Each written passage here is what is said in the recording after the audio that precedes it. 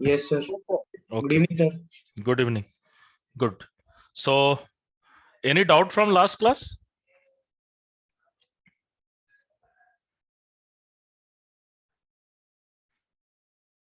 Any doubt from last class? Okay. So, in last class, we have solved actually,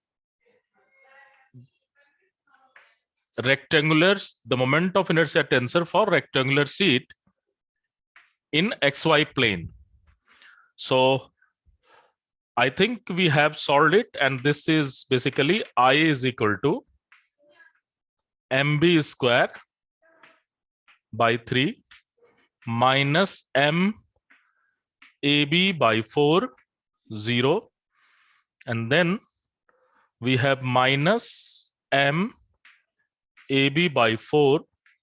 This is m a square by 3 0 0 0, and this will be m a square plus b square by 3. Yes, everyone is comfortable up to this? Okay, so we have calculated this moment of inertia tensor. Now, next part, we are just going to calculate for B is equal to A. So for the simplicity and for easy calculation, we just try to go for B is equal to A, means this is nothing but what? Square. So for B is equal to A, we have to calculate principal moment of inertia,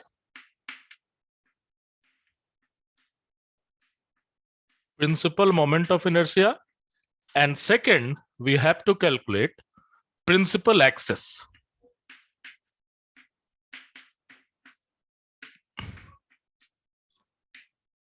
We have to calculate principal axis, and we have to also calculate third part, that is moment of inertia about axis. Let's say this axis is x, some x, and this value is, let's say this is let's say 1 1 0. I just want to calculate moment of inertia about this particular axis, and let's say this axis is x. We just try to calculate this thing. So what we have to do for the principal axis, we have to just calculate the eigenvalue of this matrix, isn't it? But yes, we have to calculate for the parameter b is equal to a. Are you people listening to me? Yes, sir. Okay, Yes, thank sir. you. Okay. So let's try to go for this. So first we have to calculate principal moment of inertia. So when we are going to write this particular thing, then what will happen? This value is, so everything is going to change. So let's try to write the moment of inertia for square, and that value is I is equal to, we have m a square by 3 minus m a square by 4 0 minus m a square by 4 m a square by 3 0 0 0 2 by 3 m a square. Now we have to calculate, this is my moment of inertia for a square where b is equal to a. Okay, so ये थोड़ा बड़ा लिख दे है ना. Now we have to calculate the secular equation. Okay, and when you will solve the secular equation, then the value of eigenvalue is the basically principal moment of inertia. So let's try to calculate principal moment of inertia. But before that, let me ask this question. Varun, what will be moment of inertia in this matrix? Yes, sir. बताओ moment of inertia क्या है इस matrix में? Sir. I equal to mb square by 3 minus mab by 4. इसमें बताइए moment of inertia matrix क्या है? What is moment of inertia? Diagonal matrix. Square by 3 ma square by 3 2 by 3 ma square. Very good. What will be product of inertia? What will be product of inertia? ma square by 4. minus ma square by 4 and minus ma square by 4 and 0 is also your product of inertia. 0 bhi hai. ठीक है? Okay. Let's try to calculate principal moment of inertia. When I am talking about principal moment of inertia, that means I am just talking about eigenvalue of this particular matrix. So let's try to calculate the eigenvalue. So obviously we have to write, so I can write from here also minus lambda minus lambda minus lambda must be equal to 0. I can open this moment of inertia, open this matrix about this this element. So this will be 2 by 3 m a square minus lambda, and then you have ma square by 3 minus lambda whole square minus this particular thing. So this value is m a square by 4 whole square is equal to 0. So from here we can have, so we can use a square minus b square formula. So I can say this is lambda 3. So lambda 3 is equal to 2 by 3 ma square. And now we can calculate lambda 1 and lambda 2. So what will be lambda 1? So one value is, I can just write, that will be ma square by 12, and another value is, I think, 7 by 12 ma square. Am I correct? सही किया हूं calculation? Just check it.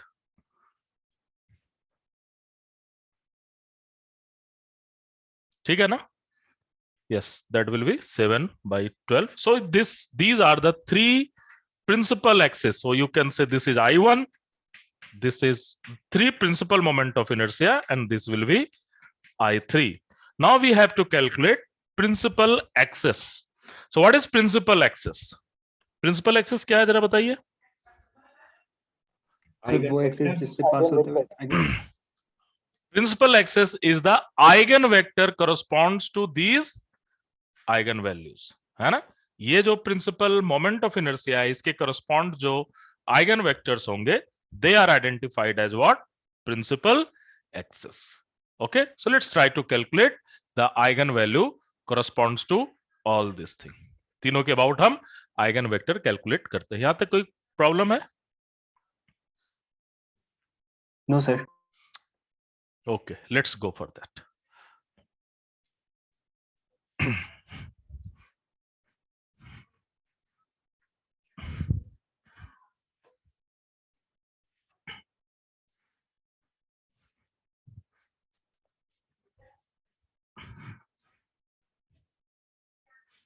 Okay, so we have, let's say, x1 as a, b, c is the eigenvector corresponds to lambda 1 or I1. So what do you have? You have m a square by 3 minus ma square by 4, 0, minus ma square by 4, m a square by 3, 0, 0, 0, 2 by 3 m a square. And this value is basically a, b, and c, and that value will be equivalent to ma square by 12. ये किसके बराबर होगा? ma square by 12. So let's try to calculate all this value. So this value is ma square by 12 into, we have a, b, and c.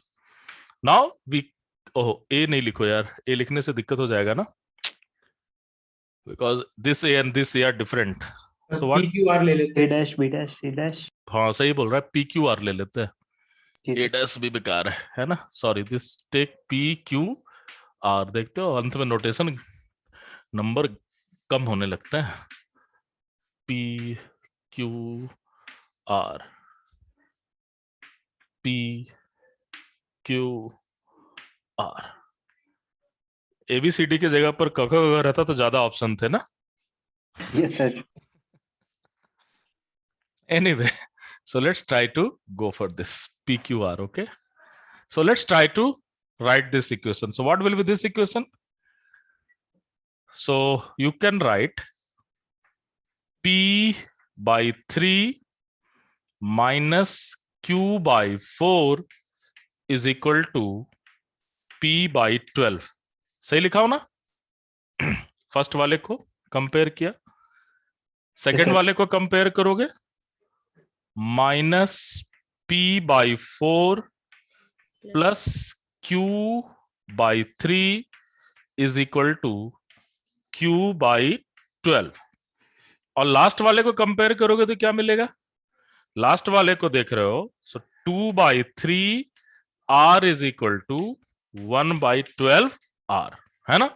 So what is meaning of that? ये कब हो सकता है? When you have R is equal to 0. So one number is that R is equal to 0. Now let's try to calculate these two things. ये दोनों equation क्या same है या डिफरेंट है? जरा देखो तो। सर सेम ही है। सेम आ रहा है sir, P equal to Q आ रहा है। P is equal to Q आ रहा है। कैसे आ रहा है P is equal to Q? इसको आप इधर लेकर के जाओगे, then it will be minus, and from here you have P is equal to Q. Okay, so that value is P is equal to Q. So what will be your principal axis? The principal axis corresponds to x1, and this x1 is basically, you can write P and 0, and if you want you can normalize it, because I just want to write the unit vector, that will be 1 1 0. So this is your principal axis, corresponds to moment of inertia, that value is m a square by 12.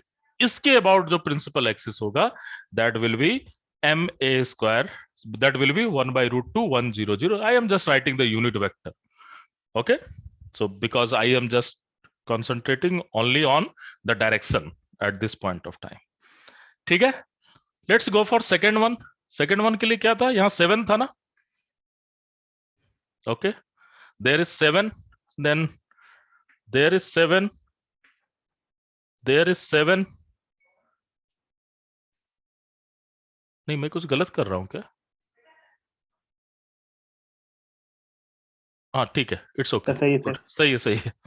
Okay, so this is 7. सो यहां से देखो तो क्या आ रहा है, R की value तो फिर से क्या हो जाएगी, यहां पर 7 आ जाएगा, है ना? So then this will be again 0. So R will be again 0. यहां से देखो तो P और Q की वैल्यू क्या आ रही है? Sir P equal to minus Q। Q is equal to 7. तो P इक्वल टू पक्का? इसको Yes, P sir. को इस साइड ले जाओ तो क्या आ जाएगा? P is equal to minus Q. तो in this case you have P is equal to minus Q. ये सब किया हो ना? ये सब तो आता होगा आप लोग को अच्छे से। Here is P is equal to minus Q. So when your x2 is given by something like P minus P 0, and again you can rotate it, that value is 1 by root 2 1 1 1 minus 1 0. So these two, and this is the moment of inertia, principal axis, about which value 7 by 12 ma square, है ना? And third के लिए यहां पर क्या आ जाएगा? 2 by 3 ना? Yes है 2 by 3 m a square. So 2 by 3 m a square आएगा, तो पहला वाला तो सेम होगा, और यहां पर हम क्या लिख दे इसे, 2 by 3 p, दूसरा वाला पे क्या आ जाएगा, 2 by 3 q, और थर्ड वाले में क्या आ जाएगा, 2 by 3 r is equal to 2 by 3 r. Now इसके कितने वैल्यू हो सकते हैं? Infinite value. 2 by 3 r is equal to 2 by 3 r. How many values you can have? Infinite value. इसे जरा सॉल्व करो तो क्या मिल रहा है? -3 by 4 Q. पक्का या 0 आ रहा है? P और Q की वैल्यू 0 नहीं आ रही है? देखो जरा,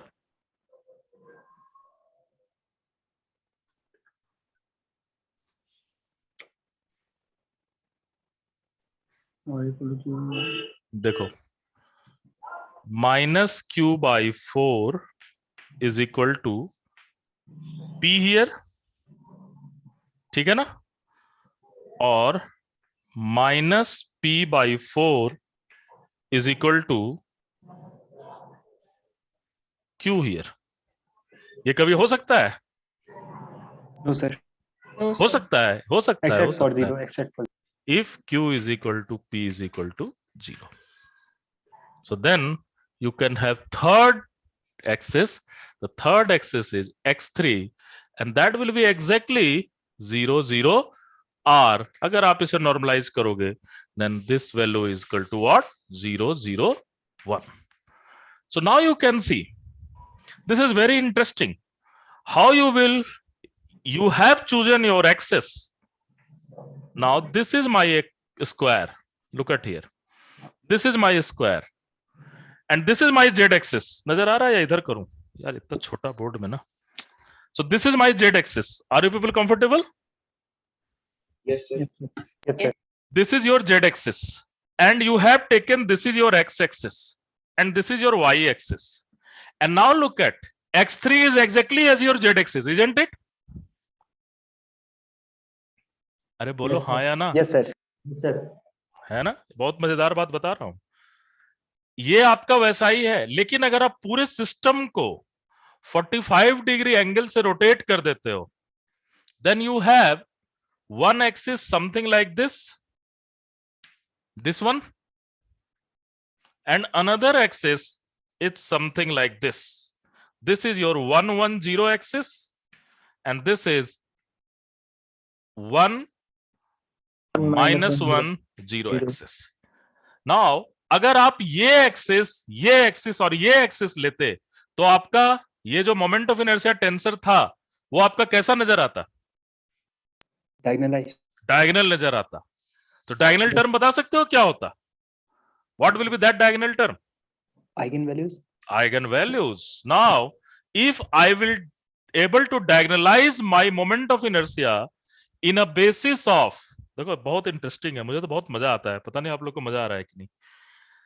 ये एक्सिस और ये एक्सिस अगर आप ले लो, if you will take these three axes and if you are able to diagonalize this moment of inertia tensor, and you know how you can diagonalize this thing, diagonalization पता है ना, yes sir है ना. So if you will follow the process of diagonalization then you will be very lucky, and what you will get a very nice form of moment of inertia,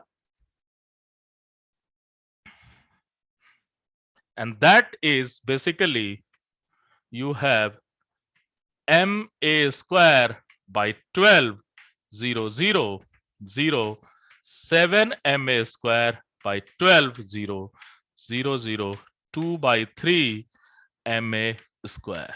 Are you getting this thing? है ना? So you will get this thing. Now you can choose, this is your x-axis, this is your y-axis, and this is your z-axis. So in these, if you will choose your axis something like that, then your moment of inertia tensor is this.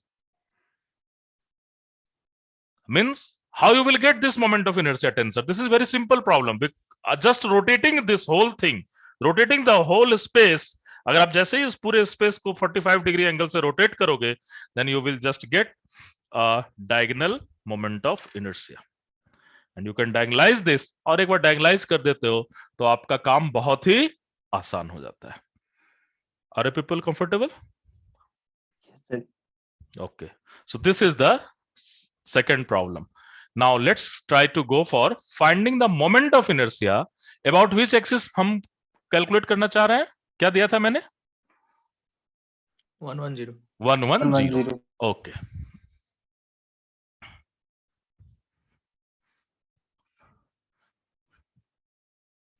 हालांकि इतना अंदर जाके कोई पूछता नहीं है, but आपको आना चाहिए, है ना.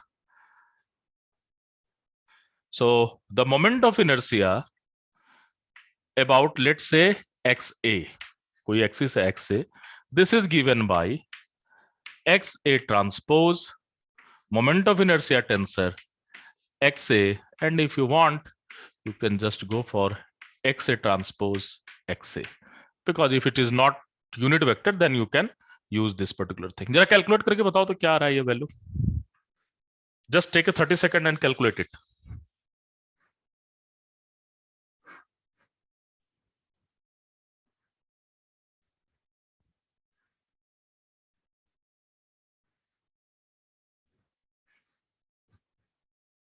Just calculate it.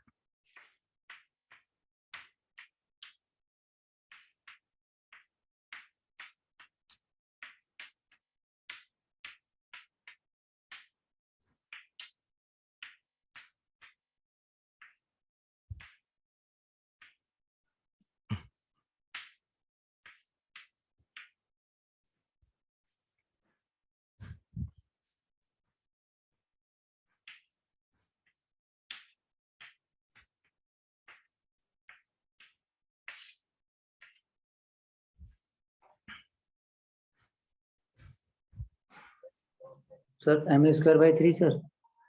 पक्का?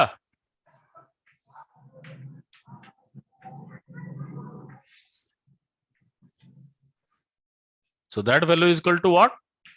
ma square by 3. क्यों आ रहा है ये? क्या है? पीछे क्या क्या चला रहे हो? ये क्यों आ रहा है ma square by 3? क्योंकि ये diagonal sorry ma square by 3 नहीं आएगा. सॉरी गलत है. आप कैलकुलेट करो ठीक से. कौन बोल रहा है? ये रावत बोला होगा, है ना? Yes sir. हाँ मुझे पता है तुम ही बोलोगे. जरा कैलकुलेट करो क्या आ रहा है वैल्यू. सर मैंने डायगोनल वैल्यू पुट कर दी इसलिए. हाँ सबसे ज्यादा तेज तुम ही हुए हो यहाँ पर.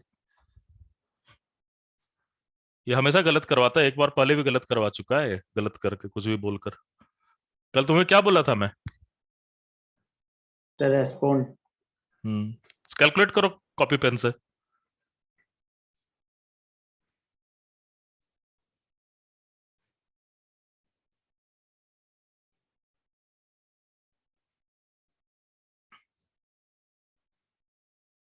Anyone? Just calculate it.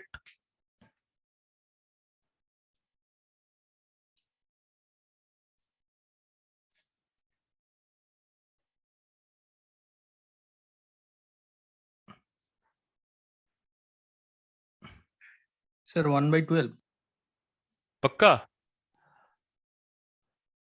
ma Yes, square sir. by 12 है ना? yes sir. Yes, sir. What will be eigenvector corresponds to ma square by 12? 110. 110. 110. So why you are getting this thing? Isn't it? Yes, sir. Yes sir. क्योंकि मैंने आपसे भाई question क्या पूछा? मैं तुमसे फिर से वही क्वेश्चन पूछ रहा था. मैंने पूछा कि भाई ये तो principal moment of inertia principal axis है. तो प्रिंसिपल एक्सिस आप इसको रिकॉग्नाइज नहीं कर सकते. ये प्रिंसिपल एक्सिस है. Yes sir. जब ये प्रिंसिपल एक्सिस है तो इसके कॉरस्पॉन्डिंग मोमेंट ऑफ इनर्शिया क्या मिलेगा? Principal Eigen moment value. Of inertia मिलेगा. That is eigen value. And what you are getting? You are getting that ma square by 12.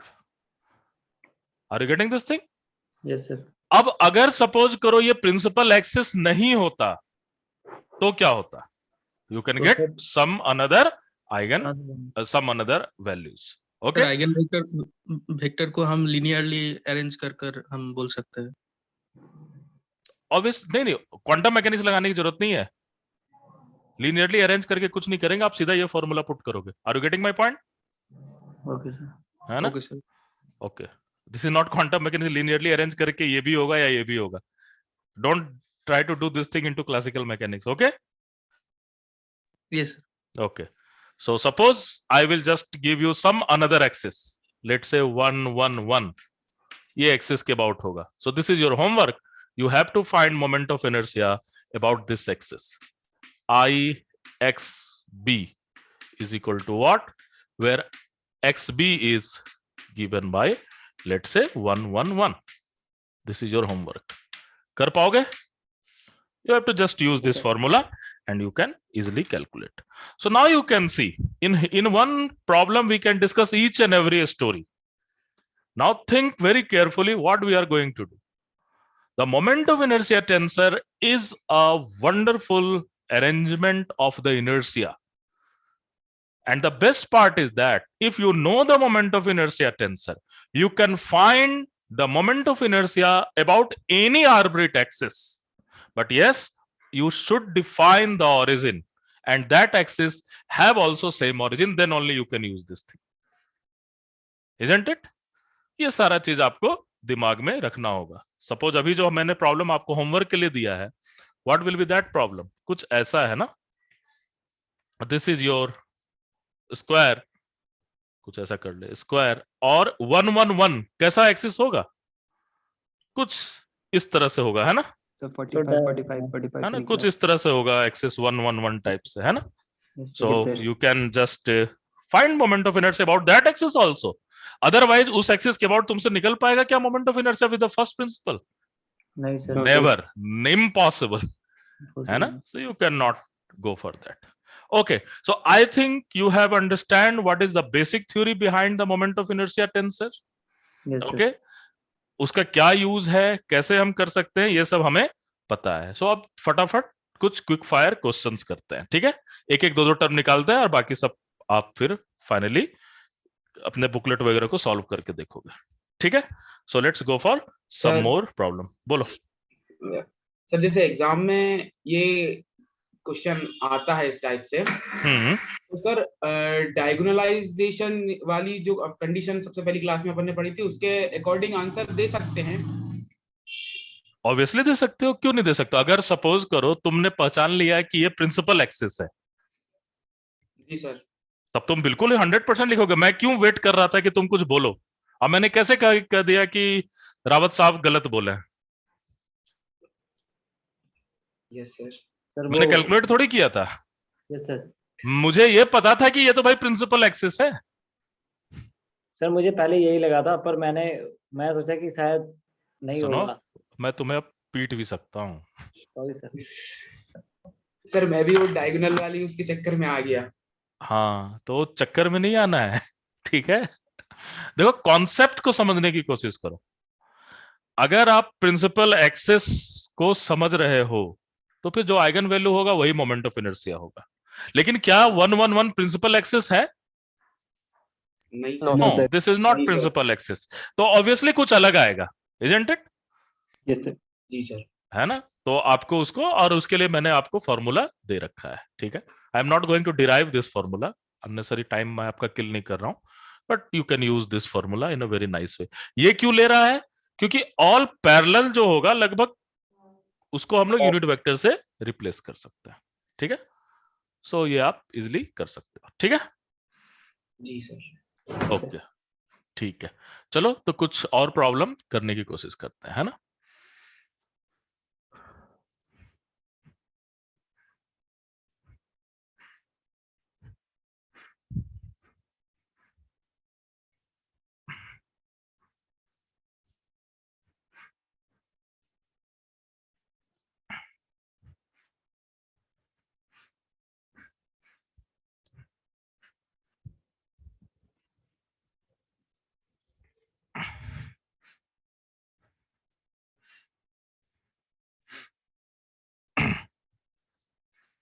Okay, so let's go for this problem. एक मैं कुछ पैरेललोपाइप type बनाने की कोशिश करता हूं. नहीं बने तो तुम्हें मानना होगा कि वो पैरेललोपाइप है, ठीक है? क्योंकि भाई मेरी ड्राइंग बहुत ही माशाल्लाह है ना? लग रहा है कुछ वैसा, हाँ सर. है ना? तो ये ओरिजिन है. सर हाँ, आप क्या बोले अभी? वो कुछ पैरेलल, कुछ आप मुझे पैरेललोपाइप है ना? पैरेललोपाइप समझ रहे हो? No sir. पैरेललोपाइप नहीं जानते हो? क्यूब जानते हो? क्यूब? हाँ सर, क्यूब तो जानता हूँ. हाँ, तो क्यूब जैसा लग रहा है? हाँ सर, क्यूब जैसा तो लग रहा है, बट लग रहा है, ठीक है. लेकिन इसका ये डिस्टेंस ए है, बी है, सी है, ये ओरिजिन है, ये एक्स है, ये वाई है, ये जेड है. Okay, so now you have to calculate I z z and I x y. You have to calculate IZZ and IXY. Now, what is IZZ? IZZ is integration dm x square plus y square. Now, ये बताओ, ये integration एक integral होगा, 2 होगा या 3 होगा? तीन होगा। ट्रिपल होगा क्योंकि ये सॉलिड है ना, सॉलिड है और पूरे स्पेस में इसकी वॉल्यूम है. So what will be your DM? The main challenge is that how you will write DM. ठीक है ना. Let us assume its mass is constant and its mass is given by m and which is uniformly distributed. Mass कैसे distributed है? ये uniformly distributed है. Then you can just go for m by v. v क्या है? Volume of the parallel. Volume. Volume. उसको लिख सकते हैं क्या? dm अपॉन dv, क्योंकि Yes. डेंसिटी कांस्टेंट है. डेंसिटी वेरी भी कर सकता है, there is not any problem. Yes. Okay. So now this thing can be written as dm by dx dy dz is equal to m upon a b c. Because density को आप ले सकते हो. पूरे डेंसिटी क्या है? छोटे वाले पार्ट को उठाकर चेक कर लो क्या है मास पर यूनिट वॉल्यूम, तो पूरे के बारे में बता सकते हो अगर वो यूनिफॉर्मली डेंस है तो, है ना. So you can just go for this. What will B DM? dm is equal to m upon abc. You have dx dy dz. Obviously मैं यहां पर कोई छोटा सा एक क्यूब टाइप का वॉल्यूम रख रहा हूं, है ना. एक dx है, dy है, dz है, ऐसा कुछ. Okay. So now we can calculate this thing. So if we are going to calculate this thing, then we have to go for triple integral m upon ABC तो बाहर ही आ जाएगा, और you have x square dx dy dz plus again you have triple integral y square dx dy dz. इसमें कई बच्चे क्या करेंगे? इसमें सिर्फ x वाला कर देंगे, इसमें सिर्फ y वाला कर देंगे. ऐसा नहीं करना है, दो अलग अलग इंटीग्रल है. Are you getting my point? And x is given from 0 to a. Origin बहुत इंपॉर्टेंट है. ऑरिजिन अगर सेंटर में होता तो क्या होता है पूरी कहानी? Minus b by a minus a by 2 to plus a by 2.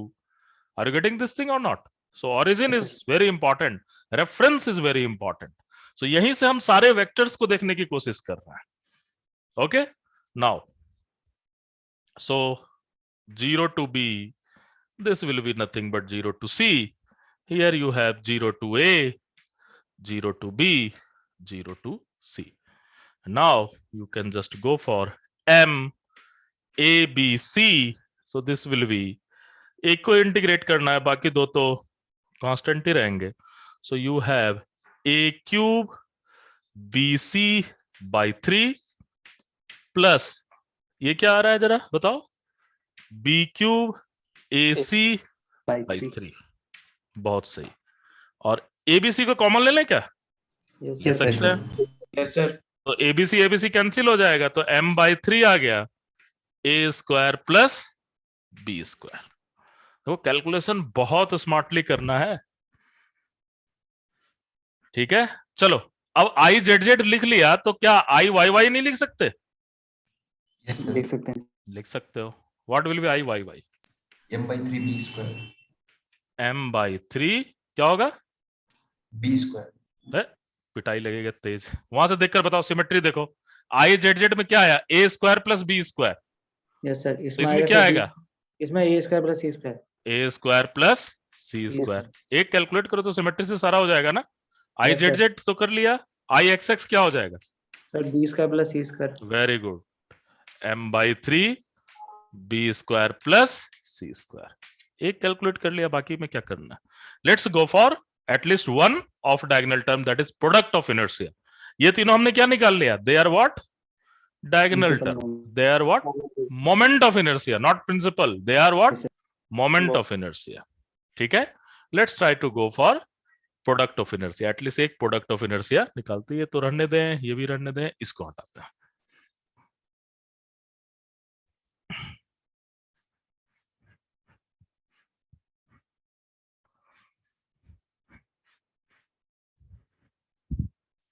चलो. So let's try to go for product of inertia. So product of inertia IXY निकाल लेते हैं ना. What is IXY? That is dm XY. सही लिखा हूं? Minus. Minus sign. Very good. Good. ये छोटी छोटी माइन्यूट बातें ध्यान में रखनी चाहिए। So again you can write this dm minus m upon abc, go for integration, this is x square dx y square dy, sorry x dx y dy and dz, ठीक है ना। एक्स स्क्वायर क्यों होगा, तो integration के बाद आएगा। That will be from 0 to a, 0 to b, 0 to c. So what will be this value? minus MAB by 4. So that value is minus ABC. This value is what? A square by 2 into B square by 2 into C. So again ABC cancel हो रहा है? Yes. So I have IXY is nothing but minus MAB by 4. So बाकी सब भी निकल जाएगा क्या? बोल सकते हो क्या होगा? Yes sir. IXY is equal to IYX, तो ये भी सेम हो जाएगा। Yes, sir. IYX is also same. IXZ is equal to IZX, क्या होगा? I mean minus MAC by minus MAC AC by by 4. 4. IYZ is equal to IZY, क्या होगा? तो minus MBC by 4. MBC by 4. ठीक है? So this is all about your moment product of inertia. So हमने moment of inertia पूरा लिख लिया। आपके लिए मैं एक फिर से होमवर्क दे रहा हूं, अब आप घर में प्रैक्टिस करोगे इसको।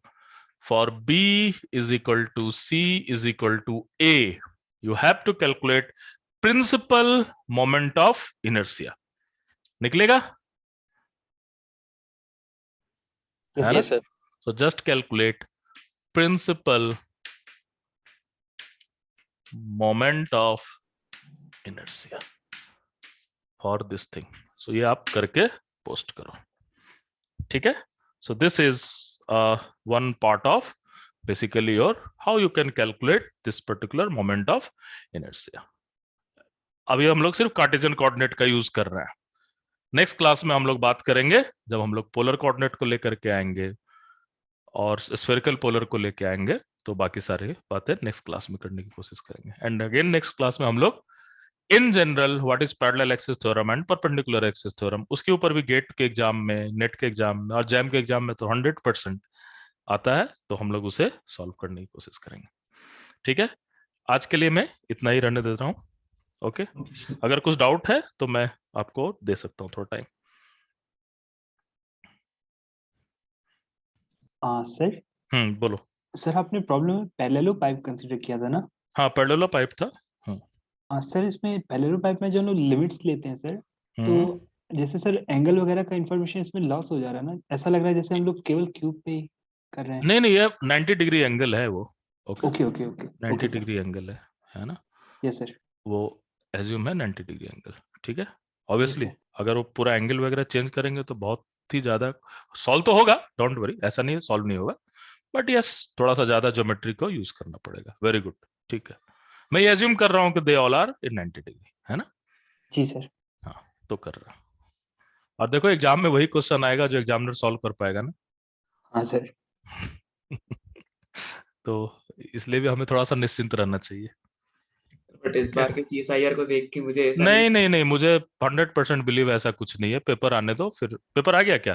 पेपर आ गया सर। पेपर तो ठीक है, मैं देखता हूँ, फिर देखता हूँ, फिर देखता हूँ क्या है। ऐसा कुछ नहीं है, ऐसा कुछ नहीं है। मैं तो सर अभी पेपर को देख के सर वो हो रहा हूँ सर, देख करा ही नहीं जा रहा सॉल्व बाकी। सर बाकी चीजें सॉल्व नहीं हो रही, जो उस दिन सॉल्व हुई थी अभी भी वही सॉल्व हो रही है। देखता हूँ सर मैंने तो ओपन भी नहीं करा। सर मैंने तो ओपन भी नहीं करा है ना आंसर की। देखता हूँ, कोई दिक्कत नहीं है, ऐसा कुछ नहीं है। देखो एक चीज दिमाग में रखो, प्रॉब्लम पूरी की पूरी साइकोलॉजिकल होती है। मैं बता रहा हूँ, अभी से इस चीज पर ध्यान दो आप लोग, खास करके नेट के बच्चों के लिए बोल रहा हूँ। ठीक है, जैम के बच्चों के लिए कोई दिक्कत, इस बार का पेपर जैम के लिए तो बहुत मजेदार था, है ना? देखो पहली बात है कि कोई पेपर आसान नहीं होता है, कोई पेपर टफ नहीं होता है। मैं तो हमेशा ये मानता हूं, अगर आपसे बन जाता है तो पेपर आसान है, नहीं बनता है तो टफ है, ठीक है। बट एनीवे, देखो साइकोलॉजिकली क्या होता है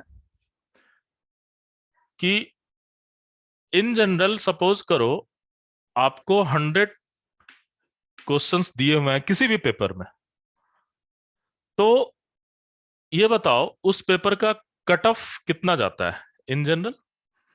सर 50%। 50% आज तक किसी भी एग्जाम का कट ऑफ नहीं गया है। 33-34 30%, 30%। बहुत अच्छा, हम 30 माने to तो 35%। 40% हम सेफ रखते हैं, ठीक है।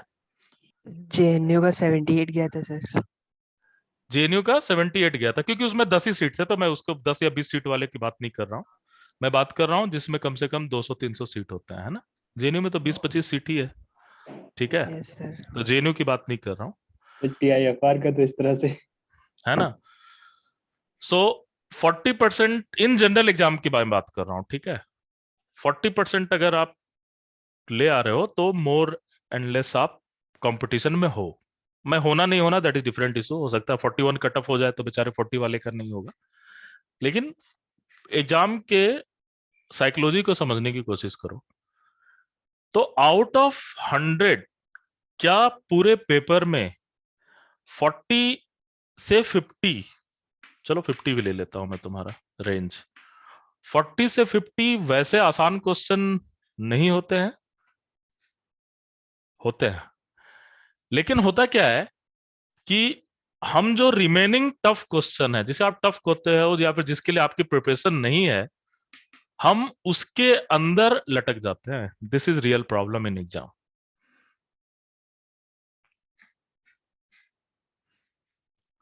समझ रहे हो मैं किस चीज की बात कर रहा हूं? मैं बात कर रहा हूं कि आपके क्वेश्चन सिलेक्शन के ऊपर डिपेंड होता है कि आपका एग्जाम क्वालिफाई हो रहा है या नहीं हो रहा है। किसी भी पेपर में 10 क्वेश्चन से ज्यादा, maximum 10 question,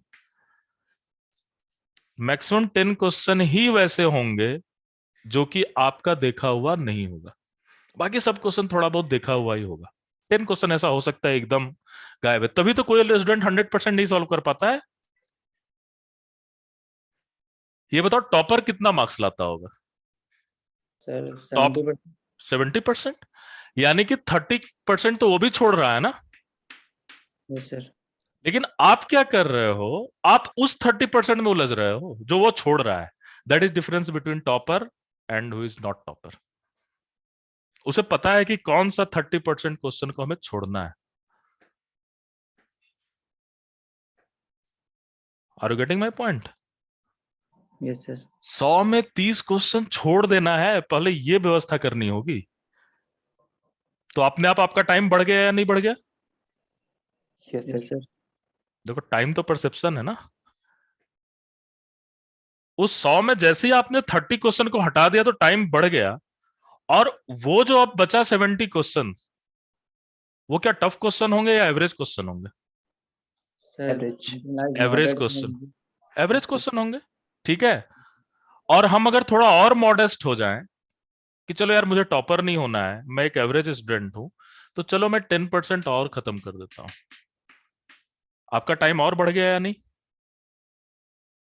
yes sir. Time आपका बढ़ गया।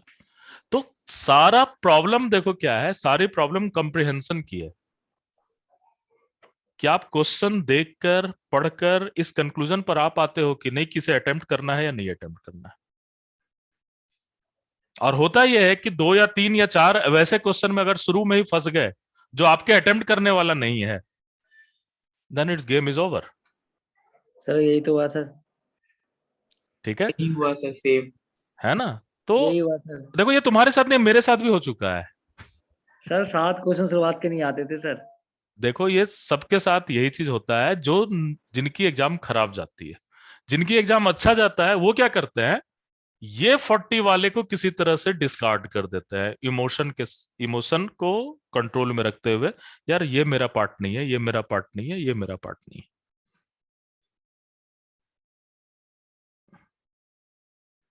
Are you getting this thing? Yes sir. है ना। तो एक चीज हमेशा ध्यान में रखो कि जब भी आप क्वेश्चन पढ़ो तो पढ़ने के बाद उसको सोचो कि आपने इसे ऐसा क्वेश्चन किया है या नहीं किया है, किया है तो कैसे किया है। विद इन अ मिनट ये एल्गोरिथम आपकी आ जानी चाहिए। और एक्चुअली हम लोग कभी इस पर बहुत ज्यादा वर्क कर रहे हैं, शायद 10 दिन के अंदर। हम लोग थोड़ा सा बिजी हैं अपने, क्योंकि न्यू सेटअप है तो सारा चीज को सेट कर रहे हैं। तो 10 दिन के अंदर हम लोग इस प्रोसेस में आ रहे हैं कि how you will decide this question will be your question और नॉट योर क्वेश्चन। एकाएक नया क्वेश्चन आ जाए तो how you have to respond. ये सारे चीज पर हम लोग अभी वर्कआउट कर रहे हैं। सो मोस्ट प्रॉब्ली मार्च के 10 तारीख से हम लोग इसको इम्प्लीमेंट करना शुरू करेंगे।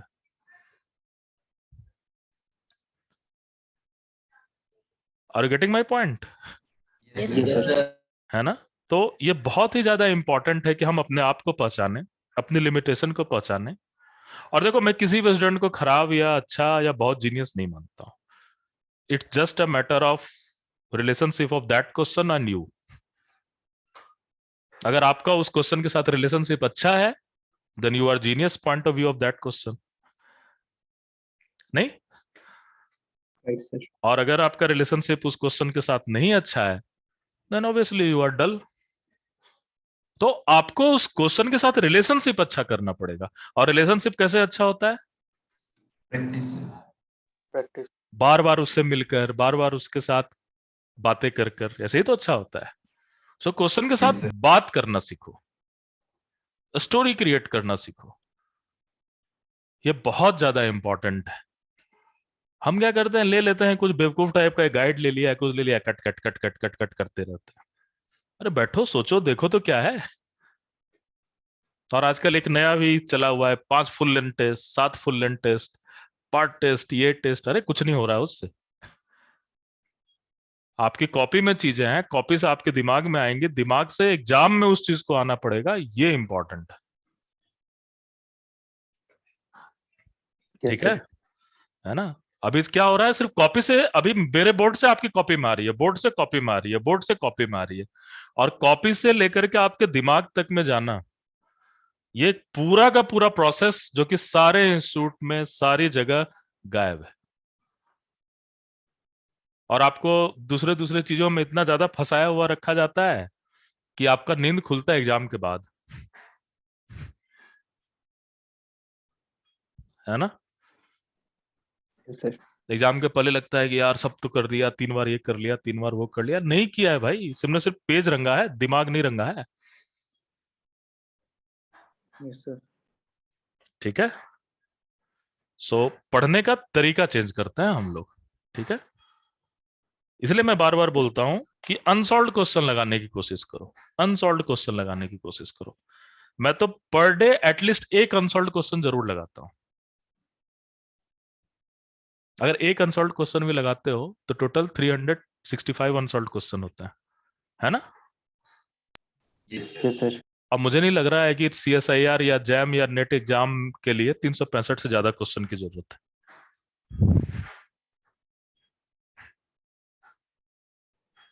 आप क्या कर रहे हो, क्वांटिटी में खेल रहे हो।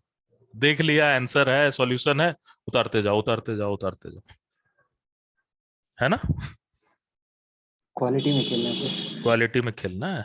ठीक है, चलो इस सब पर और भी बातें करते रहेंगे, बट आप लोग थोड़ा सा अपना तरीका चेंज करो पढ़ने का। ठीक है? Okay sir. Yes sir. Thank you sir. Thank you sir. Thank thank you you sir. Thank you sir. Thank you.